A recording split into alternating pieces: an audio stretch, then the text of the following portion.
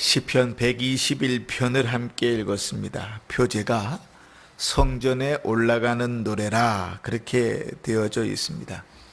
예배의 자리로 나아가면 부른 노래라 이렇게 생각할 수도 있고, 당시 이스라엘 백성들을 생각하면 바벨론 포로에서 해방돼서 성전이 있는 고국으로 돌아오며 그들이 불렀던 노래라 이렇게 생각해 볼 수도 있습니다. 우리에게 너무나 익숙한 또 애송되는 시지요. 내가 산을 향하여 눈을 들리라. 나의 도움이 어디서 올꼬? 나의 도움이 천지를 지으신 여호와에게서로다. 너무나 우리가 애송하는 시이고, 오직 우리 도움이 하나님 한 분밖에 없다는 것을 고백하는 표현들입니다. 험난한 길을 걸어가야 하는 이스라엘 백성들로 하여금은 이 고백을 부르며 이 찬송을 부르며 예루살렘으로 가는 길이 하나님을 더 굳건히 붙들고 의지하는 발걸음이었으리라 이렇게 생각됩니다. 이 짧은 시에서 시인은 하나님께서 지키신다 하는 말을 6번이나 반복합니다. 하나님께서 우리를 지키실 것이다. 하나님이 우리를 지키실 것이다. 웬만한 믿음이 없이는 이렇게 고백할 수 없는 것이지요. 그럼 하나님께서 구체적으로 어떻게 지키시는가? 크게 몇 가지를 계속 반복하면서 이렇게 표현하는데, 첫 번째는 3절에 보시면 하나님께서 우리를 실족하지 않게 하실 것이다. 걸어가는 길에 삐걱거릴 수도 있고 주저앉을 수도 있습니다. 그러나 실족한다는 말은 낭떠러지로 떨어져 버린다 이런 뜻이거든요. 그러니까 그 길에 혹 힘들어서 주저앉기도 하고 삐걱거리기도 할 수 있지만, 그러나 하나님께서 절대로 그들이 탈선하지 않도록, 그들이 실족하지 않도록 지키실 것이다 하는 말씀입니다.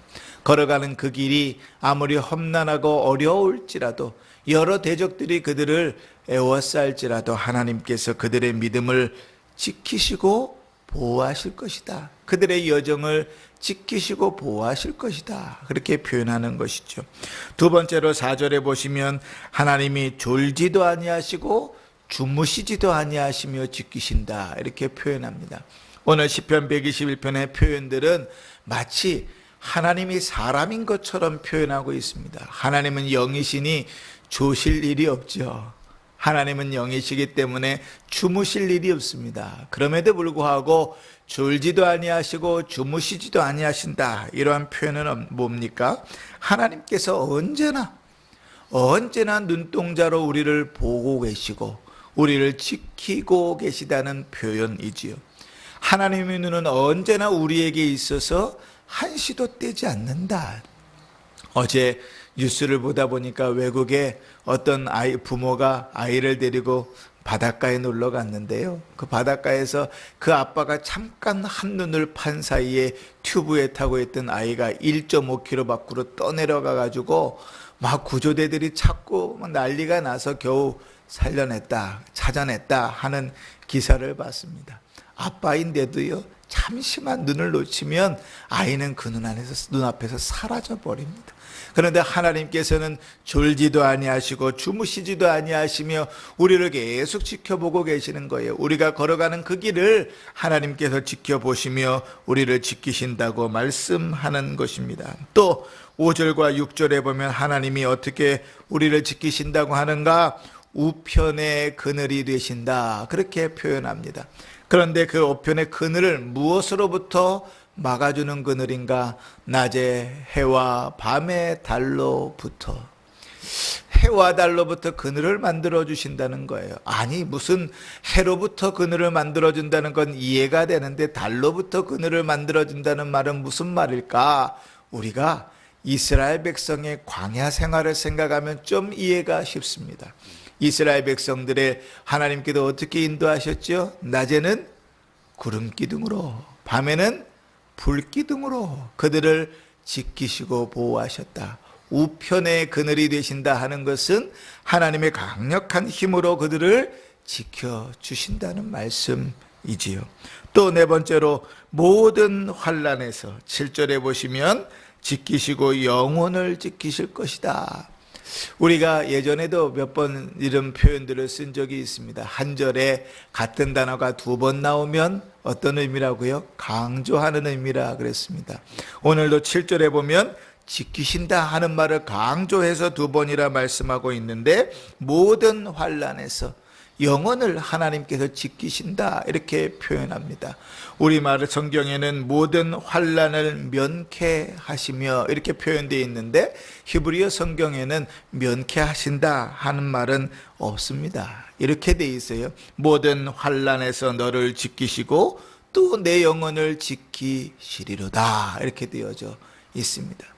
모든 환난이라는 것은 어떤 것입니까? 악이나 불행을 말하는 것이지만, 특별히 성경에서는 대단히 고통스러운 훈련을 말할 때도 이 환난이라는 단어를 씁니다. 그래서 로마서에 보면 우리가 환난 중에도 즐거워하나니, 환난은 인내를, 인내는 연단을 소망을 이름인 줄 알미라 이렇게 표현하지 않습니까? 그 모든 고통스러운 훈련들 속에서도 한 사람도 낙오하지 않고 그 훈련을 다 완수할 수 있도록 하나님께서 그 길을 지켜 가신다 그렇게 말씀하시는 거예요. 그러고 보니 성도의 믿음을 그렇게 하나님께서 키워 가신다는 의미이니까 욥이 고백한 그 고백이 참으로 옳습니다. 욥기 5장에 욥이 이렇게 고백했어요. 6가지 환난에서 너를 구원하시며 7가지 환난이라도 그 재앙이 내게 미치지 않게 하시며 기근 때의 죽음에서 전쟁 때의 칼의 위협에서 너를 구원하실 터인즉. 아멘. 그치? 하나님께서 우리를 이렇게 지켜 가시는 분입니다. 하나님이 우리를 지키시는 그 신실하심은 쉴 틈이 없습니다. 하나님이 우리를 지키신다 할 때 그 지키심은 빈틈이 없습니다. 세상의 사람들은, 아니 인간들은 무엇을 지킨다 할 때 늘 빈틈이 있을 수 있습니다. 그런데 하나님이 우리를 지키시는 것은 틈이 없습니다. 그것을 여러 번 반복해서 이렇게 표현한 것입니다. 졸지도 주무시지도 아니하시고 낮의 해와 달로부터도 지키시고 너의 주립을 지금부터 영원까지 지키실 것이다. 아멘. 그치? 확신이 아니고서는 이러한 고백을 드릴 수 없습니다. 기대가 없지 않고서는 이런 고백을 드릴 수 없습니다. 믿음으로 걸어가는 그 길이 험난할 것입니다. 쉽지 않을 것입니다. 그러나 우리가 너무나 잘 애송하는 것과 같이 우리의 도움은 하나님으로부터만 옵니다. 우리의 삶에서도 이런 확신과 기대 가운데서 하나님을 바라보며 하나님을 의지하며 살아가는 성도들이 되시기를 바랍니다. 오늘 하루의 삶 속에서도 우리에게 산재되어 있는 크고 작은 일들 속에서도 오직 우리의 도움이 되시며 우리의 여정을 지키시는 그 하나님을 바라보면서 기도하며 믿음으로 걸어가는 복된 성도들 되시기를 주의 이름으로 축원합니다. 아멘.